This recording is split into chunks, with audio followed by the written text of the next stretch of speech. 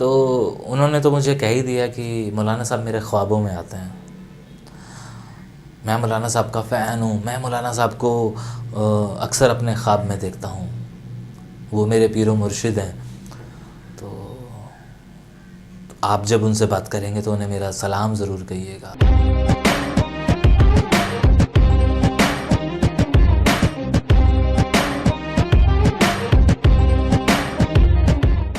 राम भाई का कॉल आया था दिल्ली से कि मौलाना साहब का नंबर दे दीजिए।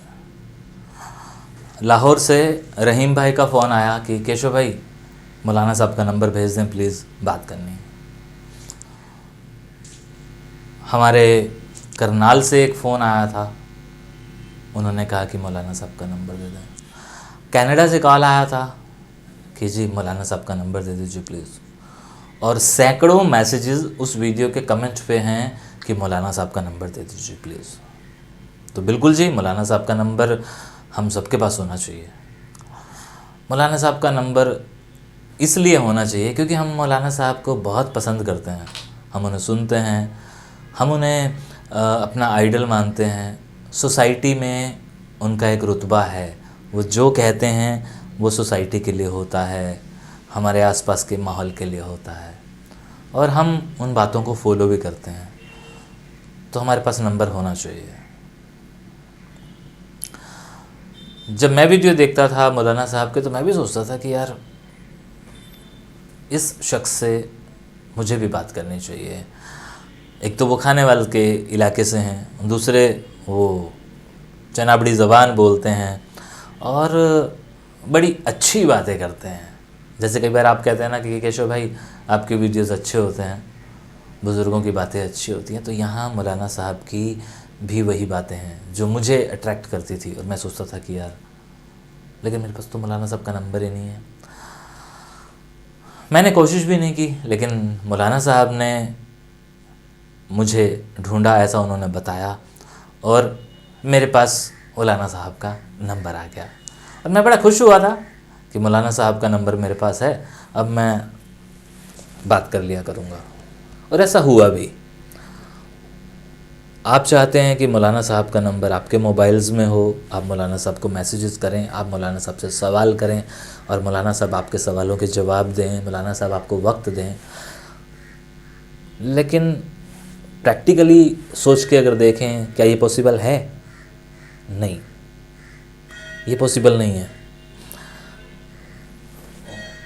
वो तो एक बहुत बड़े दर्जे पर बैठे हैं, बहुत बड़ी सीढ़ी पर बैठे हैं, एक चबारे पर बैठे हैं। हम जैसे लोग जब आप लोगों से बातें करते हैं, आप भी कई बार हम लोगों को कहते हैं कि आप हमारा फ़ोन नहीं उठाते, मैसेज का जवाब नहीं देते, हम तब भी कोऑर्डिनेट नहीं कर सकते। फिर मौलाना साहब तो मौलाना साहब हैं। तो मैं बता रहा था कि जब मेरे पास नंबर आया तो मुझे लगा था कि मेरे पास मौलाना साहब का नंबर है और मैं फ़ोन पे बात कर लूँगा, लेकिन मैं गलत था। मौलाना साहब ने जब पहली बार बात की मुझसे, तो जिस नंबर से बात हुई उस नंबर से कभी मेरी दोबारा मौलाना साहब से बात नहीं हुई। और जब मेरी दोबारा मौलाना साहब से बात हुई तो एक नया नंबर था। तो सारी बातों का लब्बलुआब ये कि मौलाना साहब का जो परमानेंट नंबर है वो तो मेरे पास है ही नहीं, तो मैं आप लोगों को क्या दूं? क्योंकि मौलाना साहब के टीम के लोग जब मुझे फ़ोन या मैसेज करते हैं कि मौलाना साहब आपसे बात करेंगे, तो एक कोई अननोन सा नंबर होता है, वो नंबर नहीं होता जिससे पिछली बार बात हुई थी। तो यहाँ ये बात ख़त्म हो जाती है, समाप्त हो जाती है कि मेरे पास मौलाना साहब का नंबर है और मैं आपको दे नहीं रहा हूँ।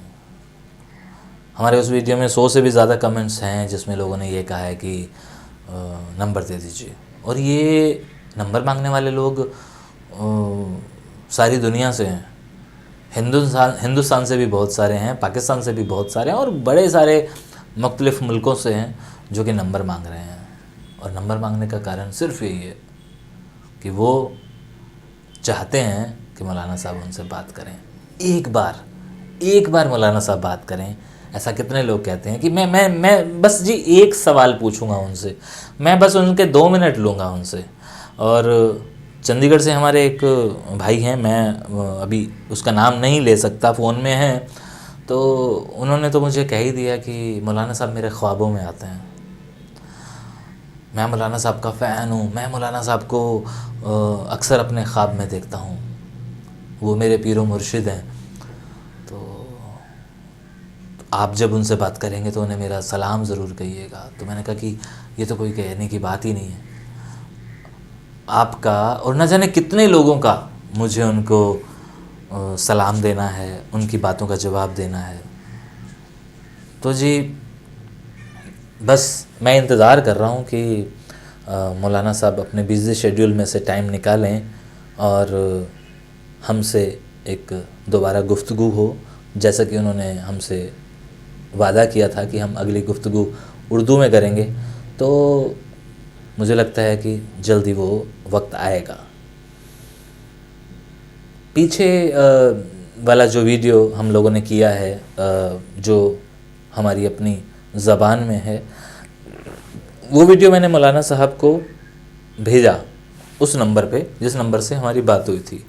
लेकिन हैरानी की बात ये है कि आज भी उसका डबल टिक नहीं आया,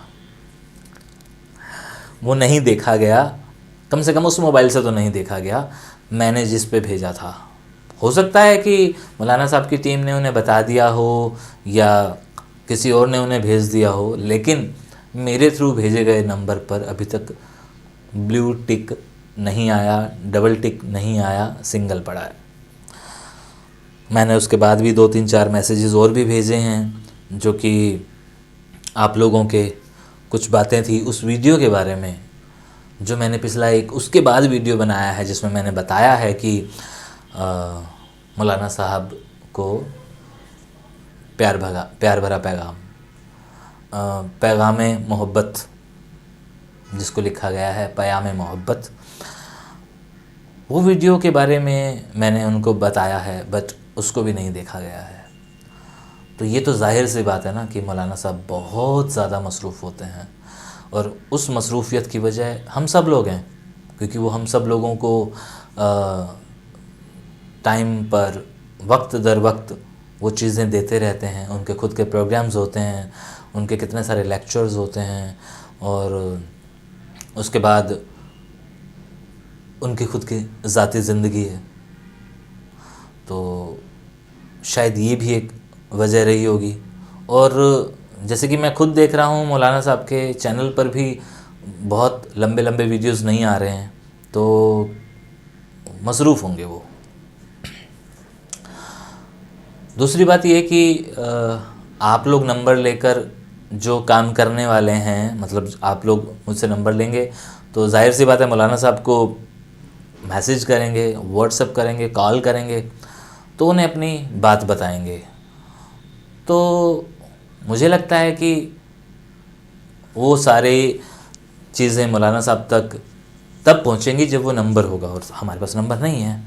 तो क्यों ना कुछ ऐसा किया जाए कि आपके सारे सवाल मौलाना साहब तक भी पहुंच जाएं और मैं भी ये कह पाऊँ कि मैंने आपके सवाल मौलाना साहब को पहुंचाए।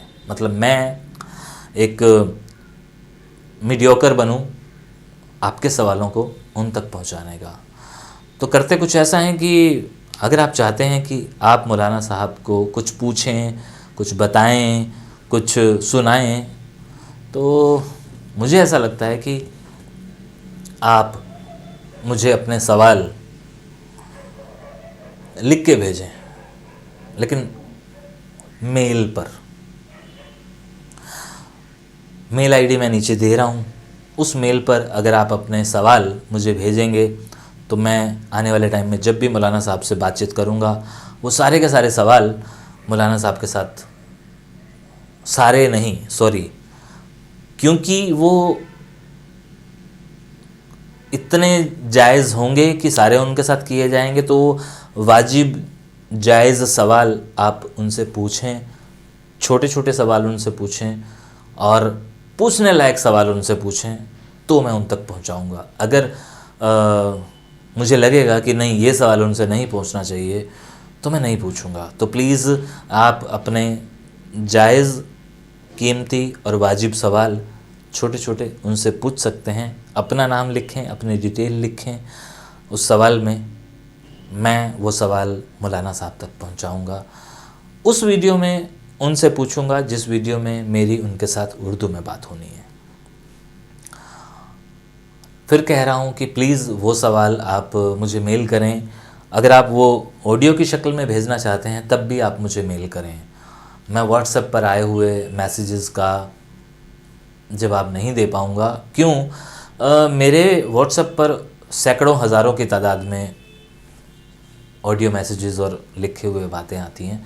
मैं नहीं जज कर पाता, नहीं देख पाता सही टाइम पे, तो मेरे लिए बड़ा मुश्किल हो जाता है। और आप लोगों की ये शिकायत रहती है कि केशव भाई ने तो जवाब ही नहीं दिया, वो तो जवाब ही नहीं देते हैं।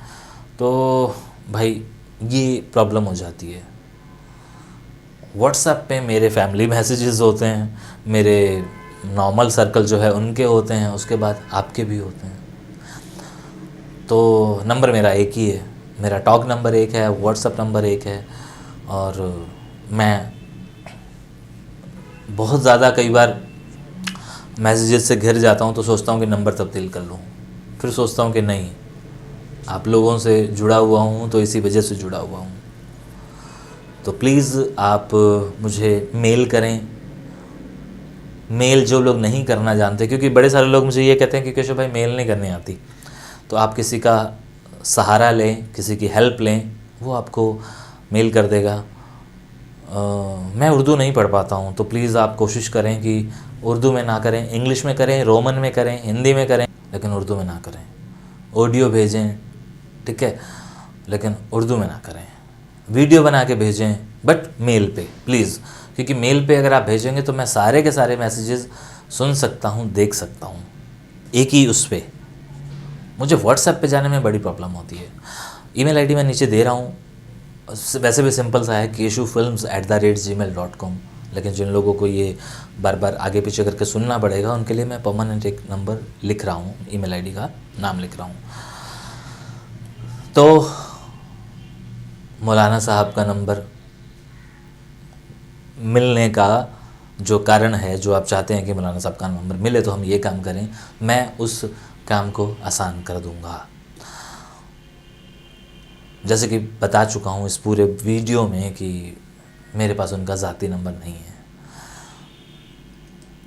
और मैं खुद पिछले कुछ दिनों से उनसे संपर्क करने की कोशिश कर रहा हूँ, लेकिन मुझे जवाब नहीं मिल रहा। तो बस जी, ये वीडियो में सिर्फ यही बताना चाह रहा था और आपकी राय लेना चाह रहा था।